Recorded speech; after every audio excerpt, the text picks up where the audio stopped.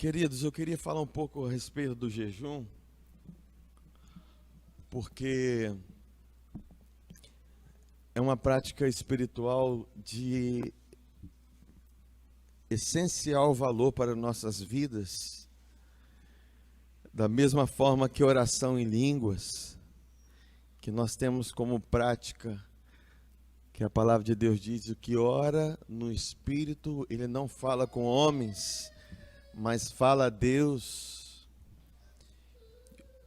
O que ora no Espírito, ele edifica-se a si mesmo, e todos nós queremos a nossa edificação, cada um quer a sua edificação, amém, irmãos? Eu creio que nós não saímos de uma placa denominacional, nós não saímos de um sistema religioso, enfim, seja o que cada um pensa, para vivermos uma vida distante de Deus. Não. A graça de Deus é o nosso objetivo. O apóstolo Paulo em Gálatas, ele fala assim: olha, não useis da liberdade da graça para dar ocasião à carne. Nós não saímos da lei para ficar no meio do caminho, nós saímos da lei para entrarmos de cabeça na graça, para entrarmos firmes na graça, para desfrutarmos daquilo que a graça tem para as nossas vidas. E o Evangelho da Graça, ele é algo muito simples para nós, e ao mesmo tempo muito complicado para a carne. O Evangelho da Graça diz respeito àquilo que Jesus Cristo fez, e não àquilo que eu faço. Porque o Evangelho da Graça, apesar de muitos dizerem assim: eu estou no Evangelho da Graça, eu vivo na graça, eu sempre faço aquela pergunta: será? Porque viver o Evangelho da Graça vai depender da mortificação da sua carne. Porque o mesmo apóstolo Paulo, que vamos dizer que ele é um doutor do Evangelho da Graça, é aquele que confrontou os próprios apóstolos, como Pedro, falando a respeito da graça, porque eles queriam misturar coisas da lei com a graça. Enfim, ele foi bem incisivo, bem firme nas suas questões. E em Gálatas, no último capítulo, versículo, ele fala assim: olha, a graça de Deus seja com o vosso espírito. Agora, se eu andar na carne, eu não posso desfrutar aquilo que Jesus conquistou na cruz do Calvário. Agora, tudo já está consumado, tudo já está feito, tudo já está realizado. E vai depender, irmãos, da mortificação da nossa carne, vai depender da nossa entrega no altar, de nós realmente nos lançarmos no altar da oração, nos lançarmos no Senhor, porque a voz dele há de ecoar em nossas vidas, e a voz dele tem poder de criar todas as coisas e de transformar. Nós não entramos no Evangelho da Graça a não ser com o intuito de sermos transformados pela glória de Deus, porque é a única coisa que pode nos transformar é a glória de Deus. A lei, a condenação não pode transformar, senão os presídios estariam vazios. Não é verdade? Mas o ambiente de glória que revela o amor do Pai através de Jesus, que reflete em nossas vidas a graça dele, transforma a nossa vida. Porque gera um genuíno arrependimento. Porque arrependimento não é falar: Senhor, perdoa meu pecado. Não. Arrependimento é você entender quem você é em Cristo. Arrependimento significa metanoia, que é mudança de pensamento.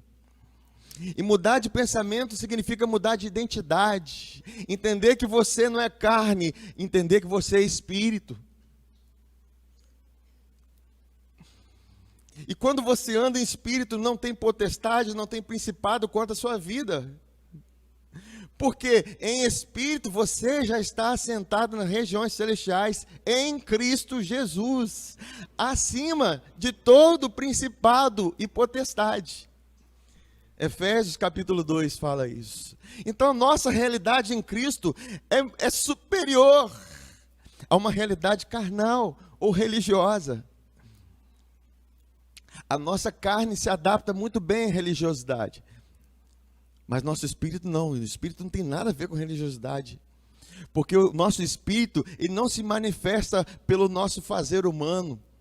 O nosso espírito, ele se manifesta através daquilo que Jesus Cristo fez na cruz, liberando o Espírito Santo em nossas vidas. E o Espírito gera vida no nosso espírito. Aí nós produzimos os verdadeiros frutos. Frutos de justiça. Amém? Aí, os discípulos de João, Mateus 9,14, ele fala assim: então vieram ter com eles os discípulos de João, perguntando, por que é que nós, os fariseus, jejuamos, mas os teus discípulos não jejuam? Aí Jesus responde, podem porventura ficar tristes os convidados às núpcias, enquanto o noivo está com eles?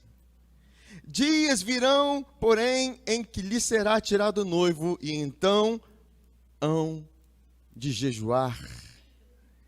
Então hão de jejuar.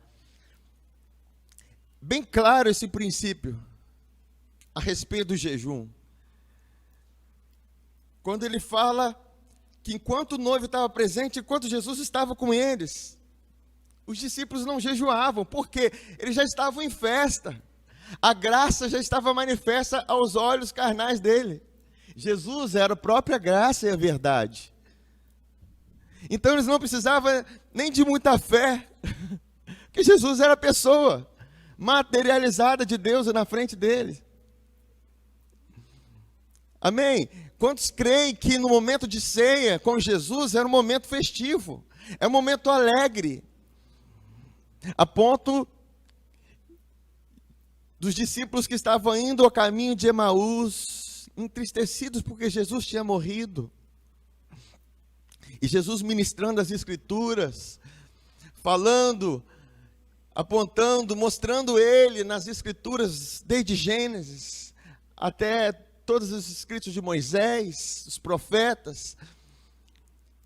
E o coração daqueles discípulos ardiam, mas só que eles permaneciam na tristeza deles.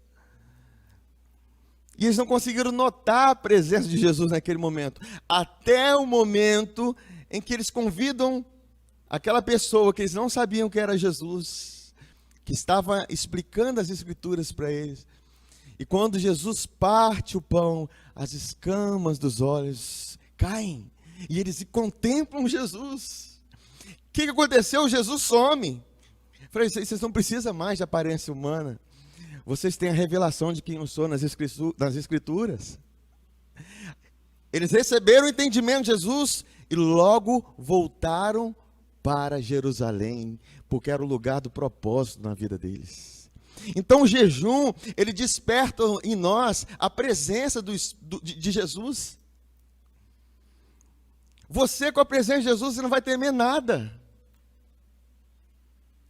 Você com a presença de Jesus, você vai estar correndo para o seu propósito.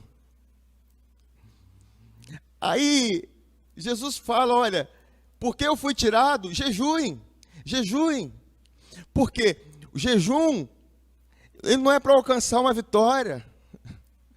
Jejum não é para alcançar uma casa, um bem, não.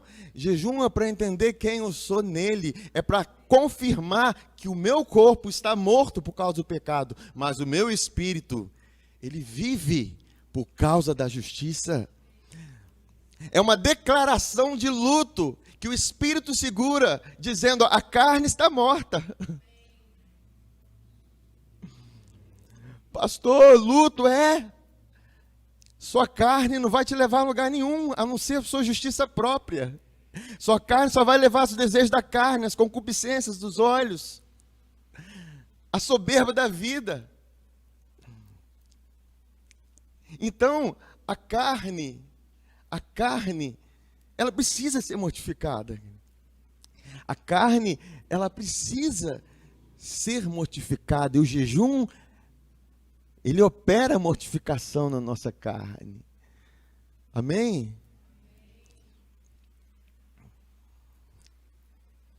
E Jesus continua falando.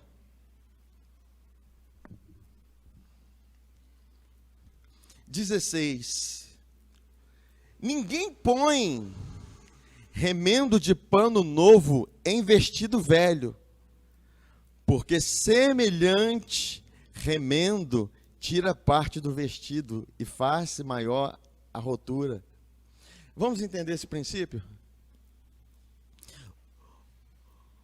O que é uma veste velha? Nós precisamos voltar lá no jardim do Éden. Quando o homem pecou, houve uma reação nele. Deus procurou Adão. E naquele momento que Deus procura Adão, Adão, onde você está? Aí ele responde: Senhor, eu vi que eu estava nu, eu tive medo, eu me escondi. Quer dizer, a condenação por causa do pecado, porque todos nós sabemos que quando nós estamos condenados, nós ficamos acuados, nós nos escondemos porque nós não queremos sofrer a pena. Amém? E ele imaginou uma pena terrível de Deus. Eu vou morrer. Ele teve a consciência. E ele começou a querer se esconder. E o que ele fez?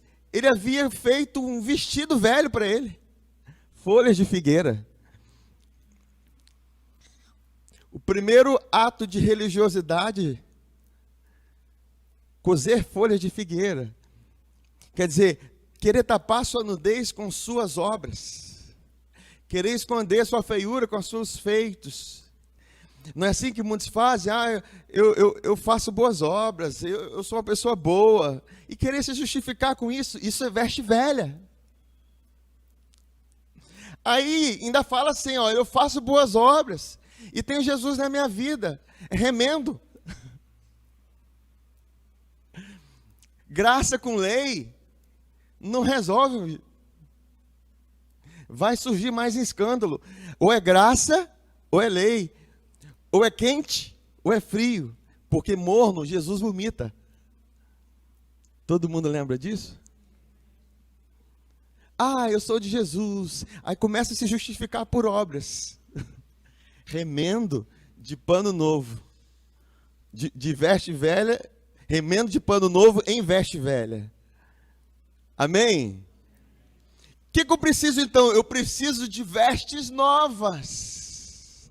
Eu preciso de verdadeiramente reconhecer que não é pelo que eu faço, é pelo aquilo que ele fez. Porque veste é símbolo de identidade.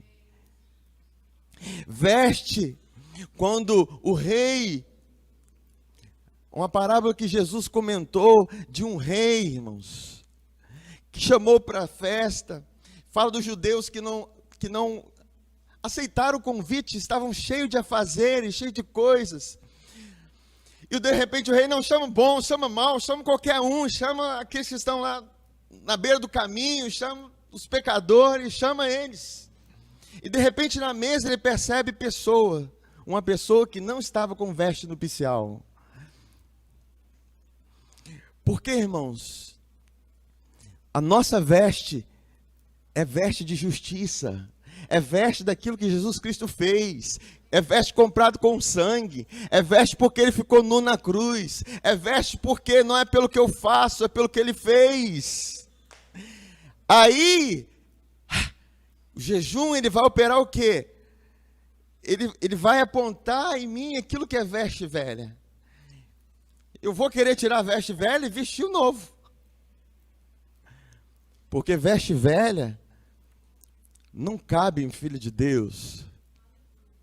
Amém? Aí ele vem e fala um outro princípio. no 17, Mateus 9, 17. Nem se deita vinho novo em odres velhos. Do contrário, se rebentam, derrama-se o vinho e os odres se perdem. Mas deita-se vinho novo em odres novos, e assim ambos se conservam. Queridos, o princípio do jejum é eu viver através da graça. O princípio do jejum é eu sustentar a graça na minha vida. O princípio do jejum é eu viver com o fluir da graça dentro de mim. Vamos começar. O que são odres? Odres são recipientes feitos de couro de animais. Pensa comigo, se é de couro de animais, é porque esses animais precisaram ser mortos. Odres velhos. Isso me reporta a sacrifícios velhos. Sacrifícios velhos. Hebreus capítulo 9 e capítulo 10 diz que não pode purificar a nossa consciência do pecado. E o que é o vinho? Vinho é o produto da uva amassada. É o produto daquilo que Jesus Cristo fez. É o símbolo do sangue. É o símbolo do perdão. Enquanto eu quero sustentar, eu não entendo o odre novo, que é o sacrifício novo, que é aquilo que Jesus Cristo fez na cruz do Calvário, que é a oferta perfeita, pela qual uma vez só ele realizou isso, irmãos. Hebreus capítulo 10, o escritor, ele é minucioso em falar, apenas uma vez ele anulou o pecado. Apenas uma vez a oferta foi feita, apenas uma vez, porque o sacrifício velho era necessário fazer várias vezes, porque sempre vinha a consciência do pecado, e toda vez que vinha a consciência do pecado, ele precisava de quê? Ele precisava de um sacrifício velho novamente. Mas só que o jejum, ele vai me fazer entender uma coisa. Ele vai me fazer entender que eu sou perdoado pelo sangue de Jesus eternamente. Porque se você, pensa bem, se você na sua consciência, você não entende que você é perdoado, você não tem como andar em fé. Se você, na sua consciência você não entende que você é justificado pelo sangue, você não tem como reivindicar nada. Você não tem como se apresentar como justo. Pecador tem direito a alguma coisa? Não. Mas o justo tem. Aí, o odre novo significa que eu tenho a consciência nova de que o sacrifício de Jesus foi suficiente para anular todos os meus pecados. E se eu sei que eu sou perdoado, se eu sei que eu sou perdoado, se eu sei que eu sou perdoado, se eu sei que eu sou perdoado, eu tenho ousadia. Como Hebreus capítulo 10 fala, ousadia para entrar no Santo dos Santos, com a consciência pura, com o coração lavado, com inteira certeza de fé, porque a confiança não está em mim, a confiança está nele. Jesus falou, eu porei em vós a minha confiança. Aí, no Santo dos Santos, com ousadia, você pode reter firmemente a confissão da vossa esperança, porque aquele que fez a promessa é fiel. Agora, se eu entro na presença de Deus, baseado na lei, baseado na minha justiça própria, baseado naquilo que eu faço, eu não vou ter confiança. Você pode ter confiança durante um minuto, depois vem a consciência do pecado. Aí você perde. Mas na medida que você tem confiança naquilo que ele fez, naquilo que realizou na cruz do Calvário, no perdão que foi estabelecido, irmãos, o seu perdão, o nosso perdão, através do derramamento do sangue, ele é muito maior, excede aquilo que você fez de errado e aquilo que você vai fazer. Porque aquilo que você faz, ele é momentâneo. Aquilo que Jesus Cristo fez é eterno. O sangue de Jesus foi conhecido antes da fundação do mundo.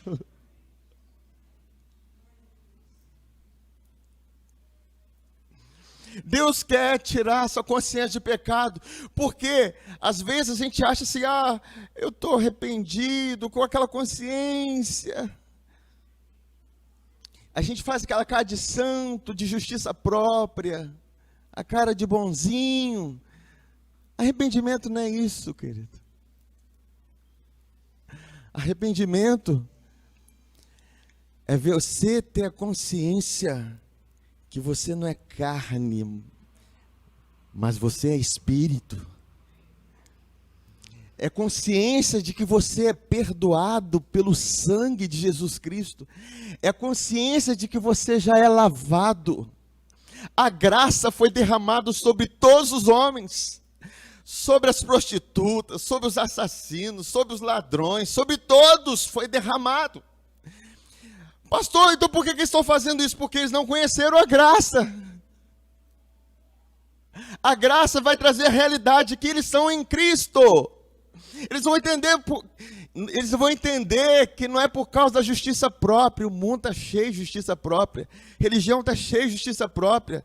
Mas para nós basta a justiça de Deus. É suficiente para nos manter puros, aquecidos, purificados, lavados, com cabeça erguida, por causa do sangue. E isso produz santidade. Isso produz uma vida no Espírito. E o jejum, ele tem esse poder de nos tirar dessa consciência de pecado, essa consciência de justiça própria. Isso é tão tremendo, irmãos. Quem jejua sabe. Quando nós jejuamos, não ficamos irados. Hein? Ficamos, a carne querendo se manifestar de tudo quanto é jeito. Porque você está cessando, você está travando um querer dela. Você está fazendo com que ela não manifeste nada, que ela perca a força dela. Por isso que lá em Tiago fala assim, a ira do homem não opera a justiça de Deus. Então, quando eu jejuo, eu opero lá dentro de mim. Uma operação acontece dentro de mim que vai acabar com a ira. Porque a ira é a manifestação da justiça própria. O quanto você está irado é o quanto você está cheio de justiça própria. Amém? O que eu faço? Continuo jejuando, continuo orando em línguas, continuo adorando a Ele, me apresentando diante do altar. Porque a nossa identidade precisa ser manifesta como justiça de Deus. Como justiça de Deus. Você vai ver nesse contexto de Tiago que ele está falando assim, que Deus nos gerou pela palavra da verdade, como primícia das suas criações. Porque nós somos espírito. Tudo bem, nós habitamos num corpo.